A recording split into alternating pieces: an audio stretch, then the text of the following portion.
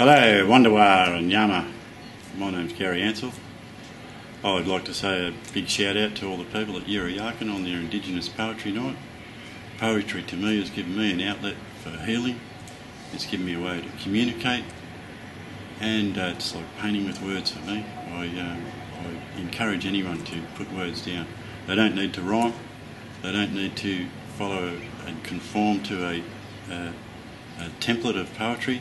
Just get your words down there. I'd like to identify as a Gummelroy fella. I couldn't read or write up until the late 1990s. Went back to school. Always been a writer, just couldn't read or write properly. Now I can read or write, and I had a long history of mental health and had a lot of issues. But this gives me peace. This helps me heal. I get my words down and I write poetry. The bonus is that I used to write all this just for me, but now other people tell me that they like what I write as well. So that kind of, it adds another aspect to it that I never, until I started writing and I got this published, no one heard them. Just written for myself. Right now I'm here in Irramugadu, Roebourne. I'm working for Julawalu in the Nada Media area. I do a bit of filming, a bit of radio presenting, a bit of filming for the archives down there, surveying the country and documenting it. Good bunch of kids. Yeah, well, that's the main attraction for the job is those types of people in the community, like those kids there that are doing positive things for the community. So what I like to do is tell those positive stories. Those girls, what they did is they took it upon themselves. They're in a youth group, a rock art down here at Yandina, and they took it upon themselves to write a letter to Jessica Mauboy to see if they could get her to come to Roebourne for NAIDOC. She did. Not only did she come, she's coming back purely on the strength of what these girls wrote in that letter. She said it was very touched by it. She was booked to go somewhere else, and she knocked that back to come here because of what these girls wrote her in that letter. We filmed the girls meeting Jessica at the airport. She spent the whole day with them here in Roebourne, and she performed down here at the Oval for NAIDOC. The girls got to spend the day with her. They got to go up on stage and even have a bit of a dance with her. So, you know, you can see that's all good news for a bunch of young girls that just thought I'll write a letter to Jessica Mauboy. So we've filmed it all, so we're making a little documentary. Hopefully that'll get taken up by NITV, because it's like I say, it's a good community story. Well, being as this is the first one I got published, I thought I'd start with this one. Yep.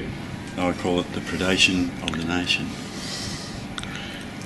Long time back, before life came to land, horizon to horizon, red earth spanned, Creator Spirit looked around, and into earth spirits bound. Ancestor spirits who made all things, even made us human beings. Rainbow serpent winding through the ground, made mountains through which rivers wound. The rocks, the trees, the rain, the breeze, the morning sun, life breathed into all were one. Some creatures swam, some they flew, or crawled, slid, walked or hopped. From all these things the people grew, and the dreaming never stopped. Eons passed over the lands, the balance kept with ancient hands, and from the sea the white ghosts came to cast their piercing look, to claim the land in Britain's name, when upon our land stood one James Cook. This noble, savage, native man, though greeted with a friendly hand, they called it Terra Nullius land. No people here before they came, no people, only fauna grew. Social Darwinism was the game. That's what they said, not what they knew. They said no people lived here before, none at all it seems. From one coast to the furthest shore, just a land of ancient dreams.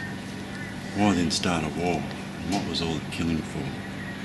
Kicking and screaming they dragged this nation into modern harsh reality, European civilization. And the gifts they offered to their hosts, kill them off and breed them out, turn the rest all into ghosts. For the land, a sudden sad realisation, painful cancer, Euro-civilization. Poisoned earth and poisoned rivers, families and trees destroyed, all by these well-meaning suffering givers and the cruel means they employed. Many eons passed, but balance kept. Now after just a few short years, the nation suffered so it wept.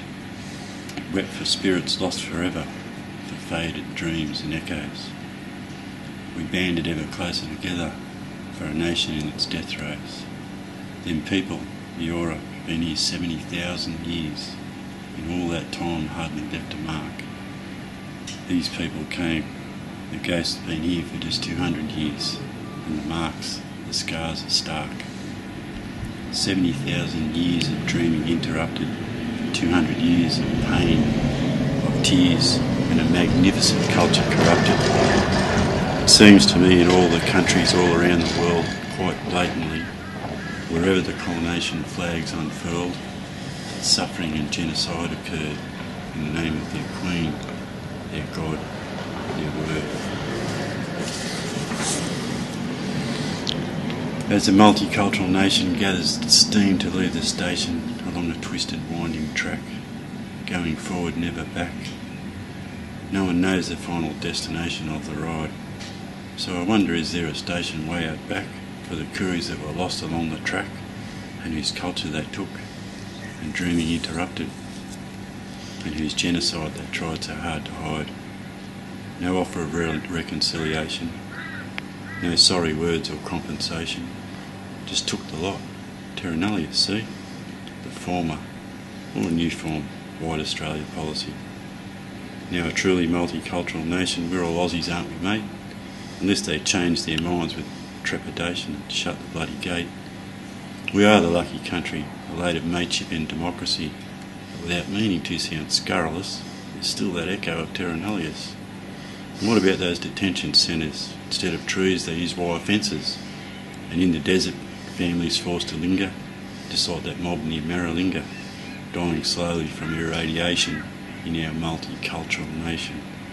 At least they don't have fences, like them detention centres, just fences for the rabbit and the dingo. Anyway, it's no worries, mate. You're most welcome here, especially if you know the local lingo and can wait. It's a truly multicultural nation. It just causes such frustration, thinking about the refugees and the indigenous population and the predation of our nation. How does that work for the Kuri nation? First they need reconciliation, a little compassion, a sorry word for the first refugees from our nation. 70,000 years of dream time interrupted, for 200 years of pain and tears and magnificent culture corrupted.